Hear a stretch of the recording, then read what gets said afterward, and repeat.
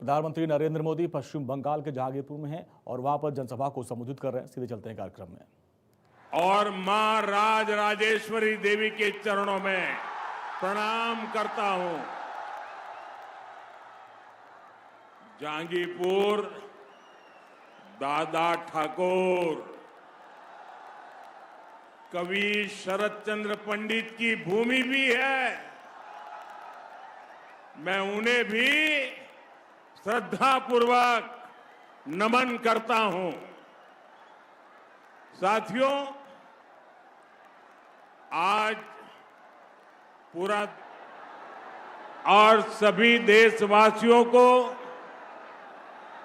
ज्योतिबा फुले जयंती की शुभकामनाएं देता हूं। मैं आप सभी को पोइला बैसाख की भी बधाई देता हूं। भाइयों बहनों, यहां जहांगीरपुर में ये जो मैं माहौल देख रहा हूं, क्या कमाल कर दिया आप लोगों ने।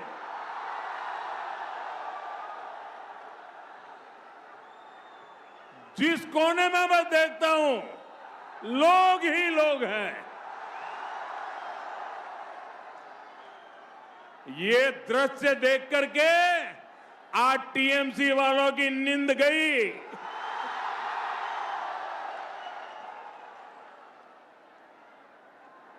गर्मी शुरू हो गई है। इस गर्मी में भी आपका ये उत्साह, ये जन सैलाब, ये बता रहा है कि विकास की ताजा हवा इस बार बंगाल में भी दस्तक दे रही चुकी है। बंगाल भी अब बीजेपी के साथ चलने का फैसला कर चुका है। जहांगीरपुर की तरह ही आज पूरे बंगाल से एक ही आवाज आ रही है। एक ही आवाज आ रही है। पाल्टानो दोरकार, पाल्टानो दोरकार, पाल्टानो दोरकार, पाल्टानो दोरकार। साथियों, 4 मई के बाद बीजेपी की नई सरकार में जो काम होंगे, मैंने उसके लिए 6 गारंटी दी है। अभी कल बीजेपी ने अपना घोषणा पत्र, भरोसा पत्र भी जारी किया है। इस भरोसा पत्र में, घोषणा पत्र में इन गारंटियों को पूरा करने का रोड मैप दिया गया है।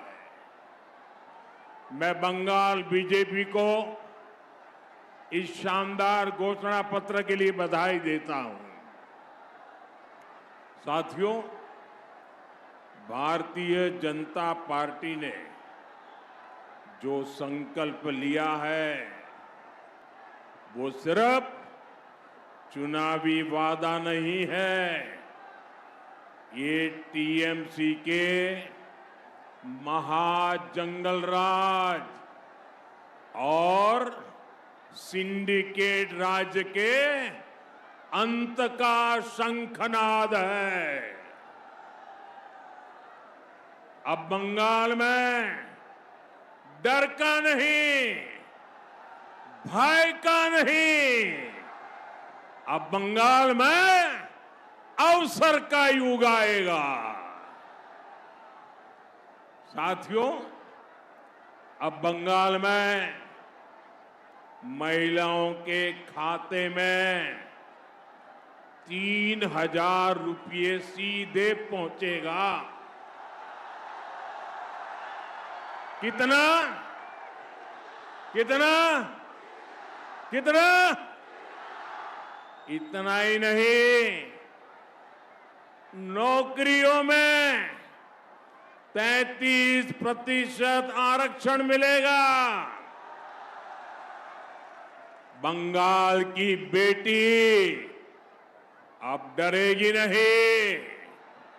बंगाल की बेटी अब असुरक्षित नहीं रहेगी।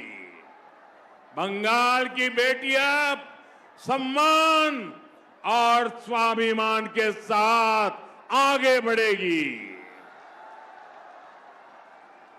बंगाल में एम्स, आईआईटी और आईआईएम जैसे संस्थान भी बनेंगे ताकि हमारे युवाओं को घर के पास ही अच्छी पढ़ाई मिल सके।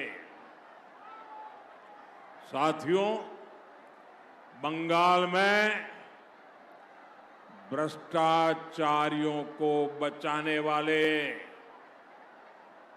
सावधान हो जाओ। बहुत खेला खेला तुमने।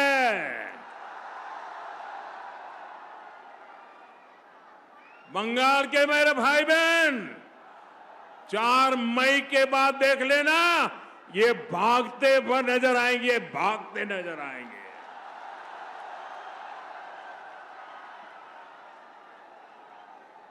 जो जनता का हक खाएगा उसके लिए रेड कारपेट नहीं बिछेगा, उसके लिए जेल के दरवाजे खोल दिए जाएंगे।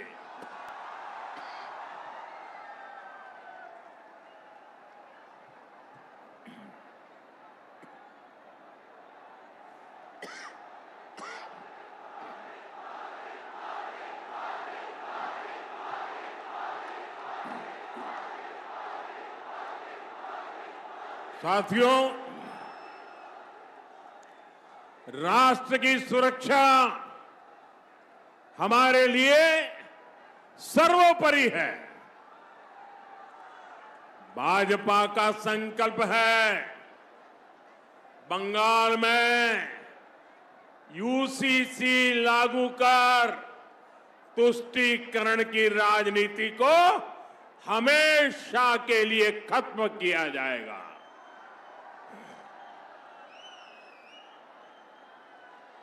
अब बंगाल फैसला कर चुका है अपनी अस्मिता, अपनी पहचान और अपने भविष्य के लिए अब बंगाल आशोल परिवर्तन करके रहेगा। साथियों, हमारे बंगाल का इतिहास रहा है, बंगाल जब परिवर्तन की ठान लेता है तो उसे दुनिया की कोई ताकत रोक नहीं पाती है। आजादी की लड़ाई से लेकर आजादी के बाद तक जिसने बंगाल को चुनौती दी उसका अहंकार चूर चूर हो गया, टूट चुका। पहले अंग्रेज का अहंकार टूटा, फिर कांग्रेस का अहंकार टूटा, फिर लेफ्ट वालों का अहंकार टूटा। अब बंगाल की जनता टीएमसी के अहंकार को चूर चूर कर देगी। करेंगे कि नहीं करेंगे? चूर चूर करेंगे कि नहीं करेंगे? भाइयों बहनों, आप याद करिए, बंगाल में जब आतंक फैलाकर 3 दशक तक लेफ्ट सरकार चल रही थी, तब उन्हें भी लगता था कि बंगाल पर उनका हमेशा के लिए कब्जा हो जाएगा। लेकिन फिर बंगाल की जनता ने तय किया, बंगाल की जनता ने फैसला किया, आप लोगों ने फैसला किया, ये सब छोड़बे ना, ये सब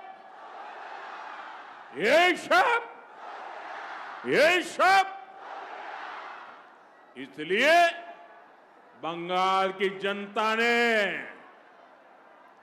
लेपपालों को निकाला। बड़ी आशा और उमंग के साथ मां माटी मानुष की बातें सुनकर टीएमसी को मौका दिया।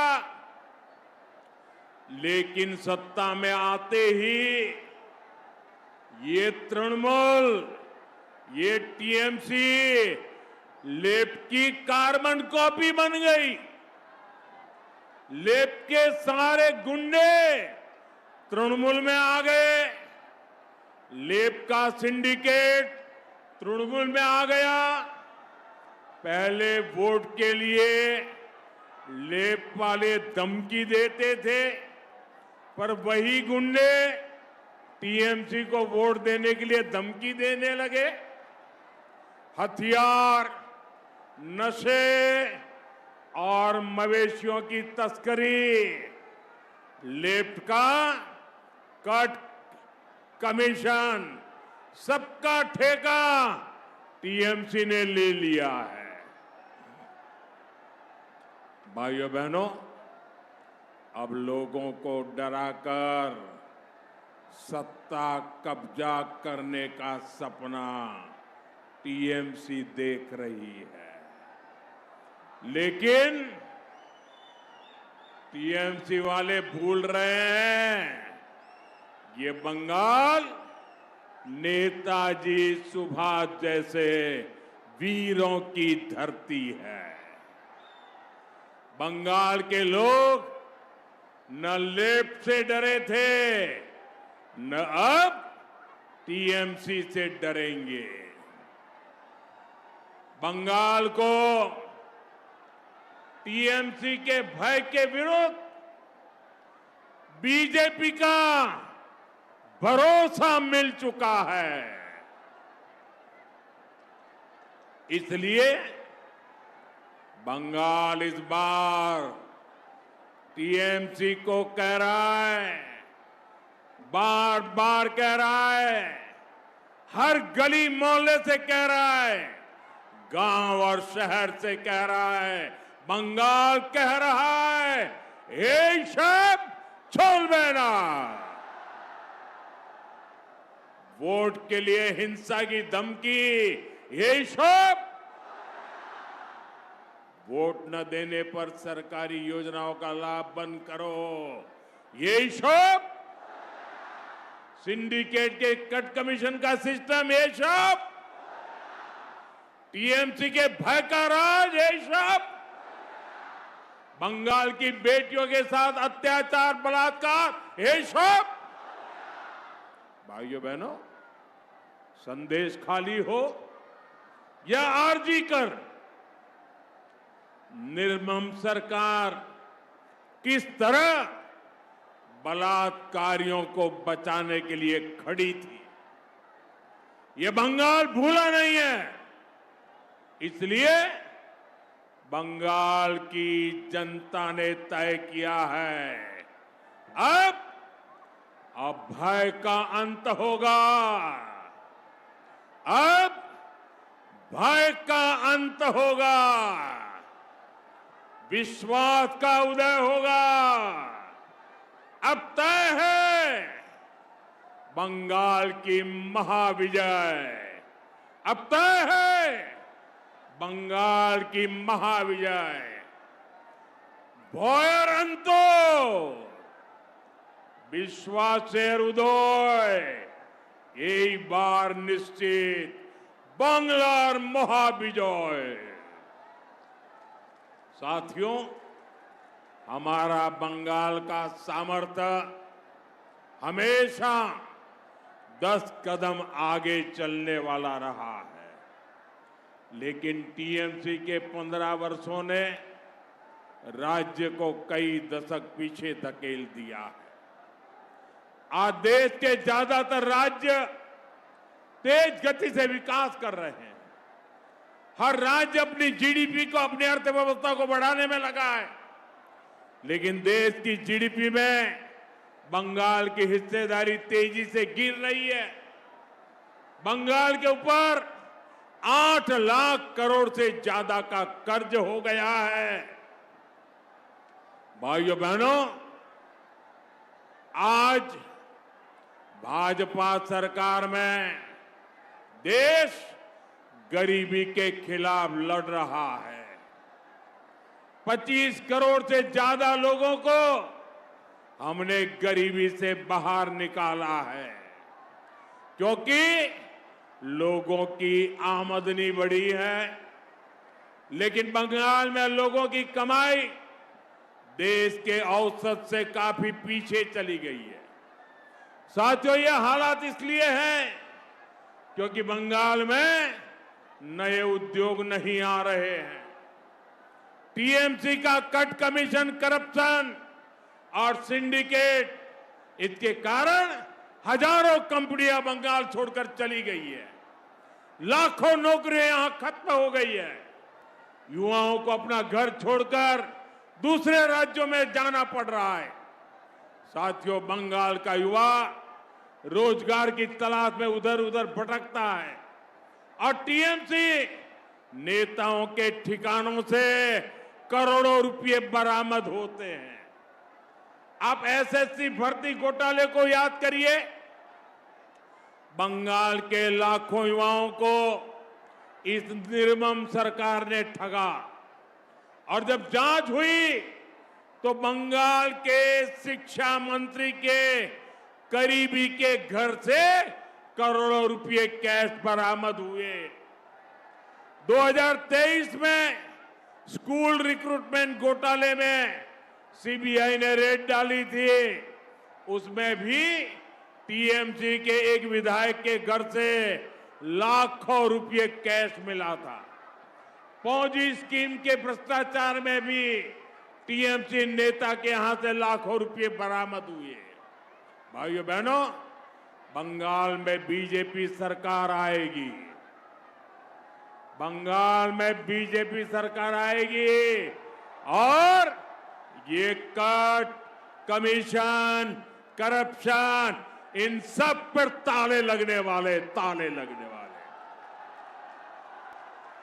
बंगाल में रोजगार के अनेक अवसर पैदा होंगे और हमने अपने घोषणा पत्र में स्पष्ट कर दिया है, सरकार बनने के 45 दिनों के भीतर, याद रखो 45 दिनों के अंदर सरकारी कर्मचारियों को 7वें वेतन आयोग का लाभ भी मिलेगा।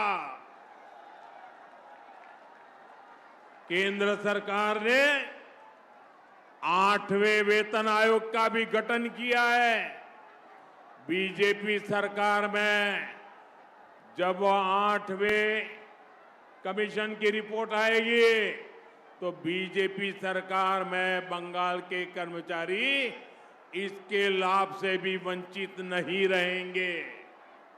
यानी पहले 7वें वेतन आयोग का लाभ, फिर बढ़े हुए डीए का फायदा और फिर भविष्य में 8वें वेतन आयोग का लाभ।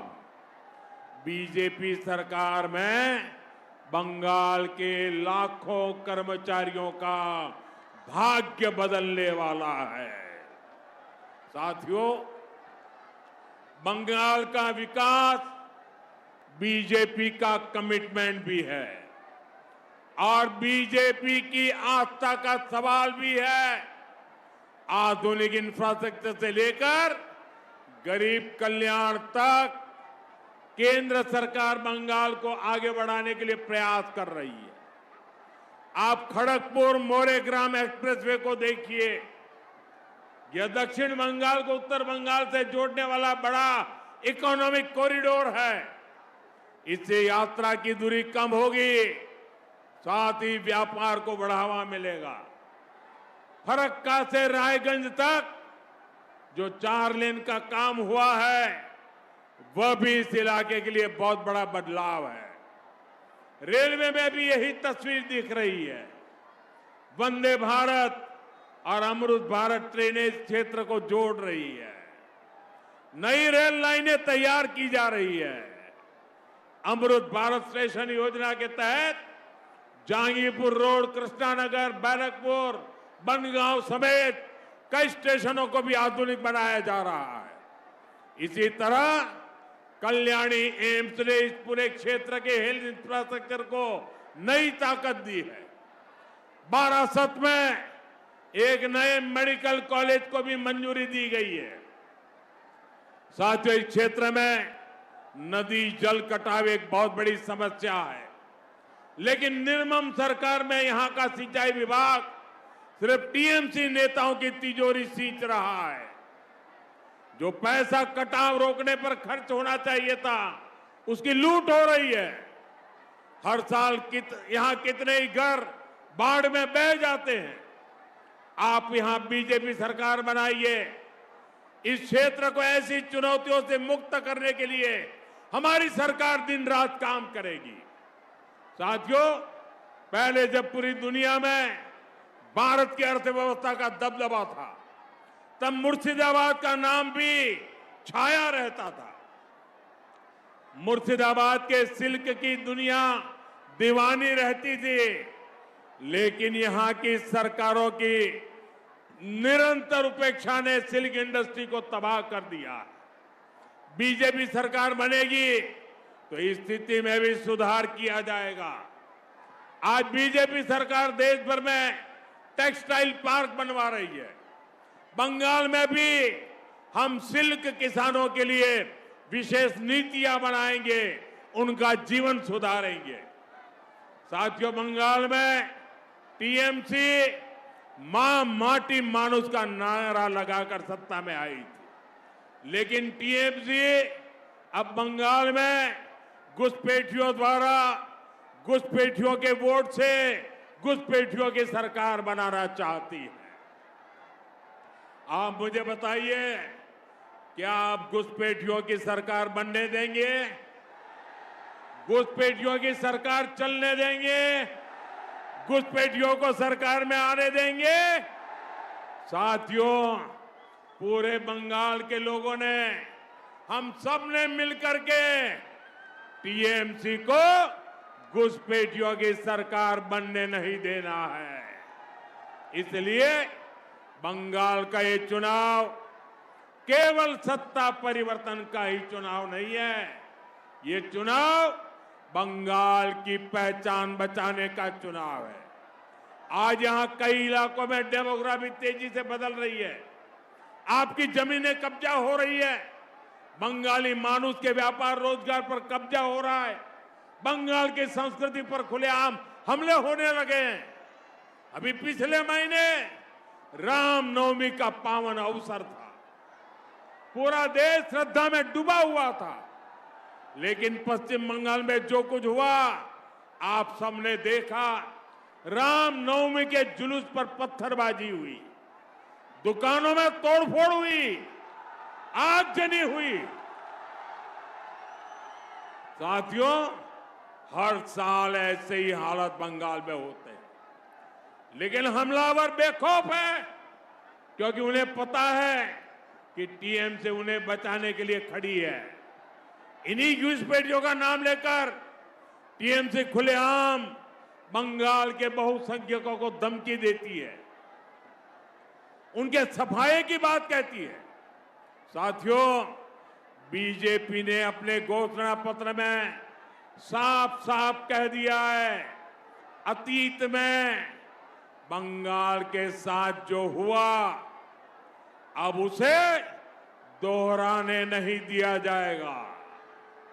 बंगाल अब तुष्टीकरण और वोट बैंक के खेल को और बर्दाश्त नहीं करेगा। हम पश्चिम बंगाल में हमारे बंगालियों को अल्पसंख्यक नहीं बनने देंगे, माइनॉरिटी होने नहीं देंगे। साथियों, आज बंगाल में परिवर्तन का जो माहौल बना है, ये बहुत बड़ा मौका है। हमें इसे जाने नहीं देना है। मतदान के दिन आप सभी एकजुट होकर वोट डालने जाएं। यहां आपको चित्तो बाबू जैसा समर्पित उम्मीदवार भी मिला है। यह वो व्यक्ति है जो 1982 से इस क्षेत्र में कमल का संदेश लेकर घर घर पहुंचा है। बीजेपी के सभी उम्मीदवार, उनका एक ही मकसद है, बंगाल का विकास। बीजेपी का एक ही संकल्प है, बंगाल के भविष्य का निर्माण। ये संकल्प आपके आशीर्वाद से पूरा होगा। आपका एक एक वोट आने वाली पीढ़ियों के लिए वरदान होगा। और भाइयों बहनों, चलते चलते मैं एक और बड़े षड्यंत्र से आप सबको सावधान करना चाहता हूं।